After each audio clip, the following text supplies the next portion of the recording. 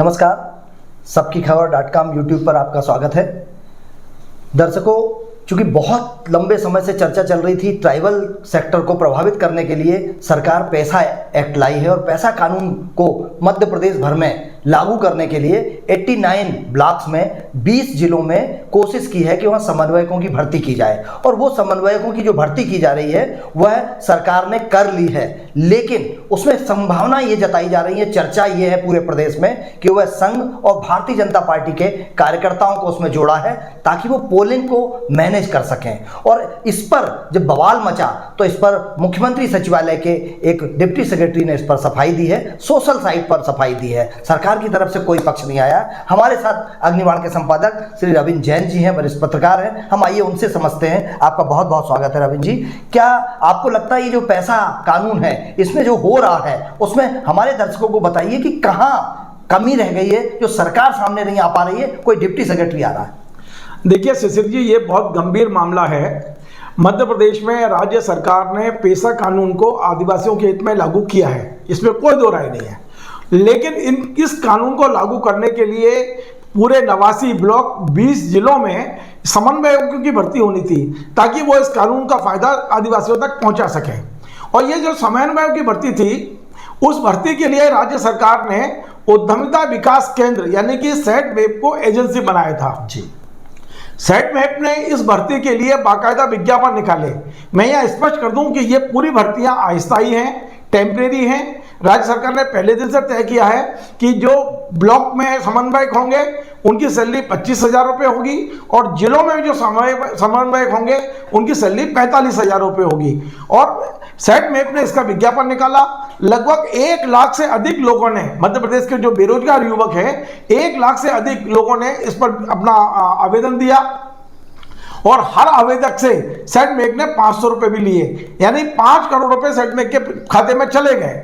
और इसके बाद सेट मैप ने यह कहा कि हम प्रत्येक ब्लॉक यानी 89 ब्लॉक के उसमें प्रत्येक ब्लॉक में एक समन्वयक के लिए लगभग 10 लोगों की छटनी कर रहे हैं और उस 10 लोगों की छटनी के बाद इंटरव्यू करेंगे, उसके बाद एक का चयन होगा। तो 890 लोग उस ब्लॉक में छांटे गए और उन सभी 890 लोगों को इंटरव्यू के लिए बुलाया गया। लेकिन इंटरव्यू जिस दिन होना था उसके एक दिन पहले उसे रद्द कर दिया गया और बाद में यह कहा गया कि यह परीक्षा ही रद्द कर दी गई, यानी वो जो भर्ती थी वो सेट मैप से रद्द कर दी गई। और कब कैसे, ये पूरे 20 जिलों में और 89 ब्लॉक्स में वो भर्ती कर दी गई। जब ये भर्ती हुई तो पूरे आदिवासी बेल्ट में जो आदिवासी युवक हैं, जो आदिवासी बेरोजगार लोग हैं, उन्होंने इस पर आपत्ति की। उनका ये कहना है कि आखिर आपने हमसे आवेदन लिए, 1 लाख से ज्यादा लोगों ने आवेदन किए और अचानक ये भर्ती कैसे हो गई? तो वहां जो जयस संगठन है, उस जयस संगठन के तमाम पदाधिकारी, चाहे वो आनंद राय साहब हों, चाहे वो हीरा अलावा विधायक हों या और दूसरे जो मुदालता वगैरह जितने भी वहां एक बड़े नेता हैं, उनका ये आरोप है कि ये जो भर्ती हुई है वो राष्ट्रीय स्वयंसेवक संघ और भारतीय जनता पार्टी के पदाधिकारियों और उनकी दी हुई सूची के आधार पे हुई है। और ये लोग जो है ना, ये आदिवासियों को कोई भला करने वाले नहीं है, ये सब भारतीय जनता पार्टी का बूथ मैनेजमेंट करेंगे। इस संबंध में हमने इसके पहले एक खबर दी थी और हम उम्मीद कर रहे थे कि राज्य सरकार इस संबंध में अपना कोई पक्ष रखेगी, लेकिन सरकार के जनसंपर्क विभाग की ओर से कोई पक्ष नहीं आया, विभाग की आदिवासी विभाग की ओर से नहीं आया, विधि विभाग की ओर से नहीं आया, सेट मैप की ओर से कोई पक्ष नहीं आया।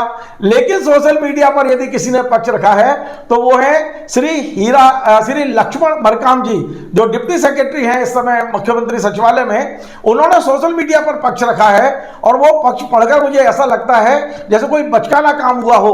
उनका ये कहना है मरकाम जी का कि हमने ये भर्तियां जो की हैं, राज्य सरकार ने उसमें पूरी पारदर्शिता रखी है। उनका ये कहना है कि सेट मैप इस भर्तियों को करने वाला था, लेकिन अचानक हमें पता चला कि एमपी कौन, एक और संस्था है जो मध्य प्रदेश सरकार को आउटसोर्सिंग में कर्मचारी उपलब्ध कराती है, उस एमपी कौन को यह काम दे दिया गया।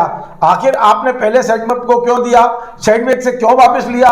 वो 1 लाख के आसपास जो लोगों ने वो किया है, जिनने पैसे जमा किए, उनका क्या होगा वो पैसे का? तो उस संबंध में मरकाम साहब का यह कहना है कि सरकार 1 लाख भर्तियां और करने वाली है, उस आवेदन में इनको एडजस्ट कर दिया जाएगा। ये कितना मतलब बचकाना जवाब है। राज्य सरकार को इस संबंध में गंभीरता से लेना चाहिए। एक और मुख्यमंत्री शिवराज सिंह जी चौहान इस समय आदिवासी आदिवासियों को फोकस करके पूरा काम कर रहे हैं। पेशा कानून को लाकर उन्होंने एक बहुत बड़ा काम किया है आदिवासियों के हित में। और दूसरी ओर ये जो भर्ती का मामला आता है, जब कोई बहुत बड़ा भर्ती नहीं है, 20 जिलों में भर्ती हुई है और 89 ब्लॉक में भर्ती हुई है, कुल मिला के मुश्किल से 100-125 लोगों की भर्ती में भी यदि इस तरह की बात आएगी कि इसमें अनियमितता हुई है तो निश्चित तौर पर सरकार कहीं ना कहीं कटघरे में आती है।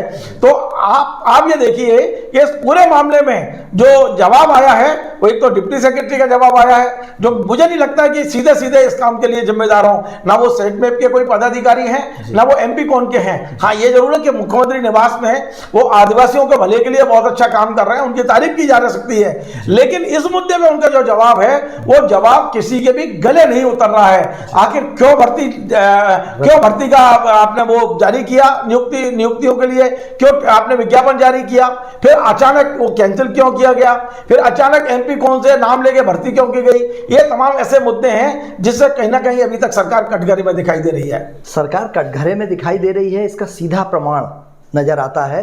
अभी इसी क्षेत्र के ये पैसा एक्ट का विरोध करने वाले युवाओं ने एक उसमें आवेदनकर्ता ऐसे हैं जिन्होंने अभी सीधे सोशल मीडिया पर अपनी शिकायत दर्ज कराई है, माया राम जी ने। आइए हम आपको उनसे पहले सुनवाते हैं उन्होंने क्या कहा है। बड़े स्तर पे आंदोलन होगा, जयेश के नेतृत्व में इसका आंदोलन किया जाएगा और जब तक सरकार इसकी जांच नहीं करवाती है तब तक हम लोग इसके लिए लड़ेंगे, ताकि इसमें बहुत बड़े घोटाले हुए और अपने लोगों को ये फ्री की रेवड़ी बांट रही है, वो खिचड़ी खा रही है मानो। और ऐसे कई इनके संगठन भी चल रहे हैं और कई इनके एनजीओ चल रहे हैं, कुछ जैसे जन अभियान परिषद वो 20 साल से काम कर रहे हैं, तो इनके लोग इसको हटाने में बाद में सरकार के पसीने फूट जाएंगे कि इसको हटाए तो कैसे हटाएं। इन लोगों को मैंने तो कुछ लोगों को कॉल भी किए थे, वो बोलने को तैयार नहीं है, उनको शर्म आ रही ना कि यार बोले तो कैसे, बोले कि हमारा एमपी कौन से हुआ था, बोले तो एमपी कौन क्या है, बोले कि एक एजेंसी एनजीओ है। बोले जब मैंने वो जो जिन लोगों ने फॉर्म डाले वो आज भी छूट गए हैं। बिल्कुल रविंद्र जी, जो आपने कहा ये सीधा दर्शकों को ये समझने के में कहीं कोई संशय नहीं होगा कि भर्ती में कुछ ना कुछ दाल में काला जरूर है, जिसको छुपाया जा रहा है, जिसको बचाया जा रहा है। और आग कहीं ना कहीं होती है, धुआं तभी उठता है। अंदर खाने ट्राइबल में माननीय मुख्यमंत्री जी लगातार प्रयास कर रहे हैं, लेकिन ये जो हो रहा है ये कहीं ना कहीं उनके जो कार्य कर रहे हैं उस पर ये दाग लगाता है। हम सबकी खबर.com के YouTube चैनल पर इसी तरह से आपको अच्छे से अच्छी और खोजी अंदरूनी खबरें देते रहते हैं। जुड़े रहिए, हमको लाइक कीजिए, शेयर कीजिए और कोशिश कीजिए कि हमारे साथ बने रहें। रविंद्र जी, आपका बहुत बहुत धन्यवाद। नमस्कार।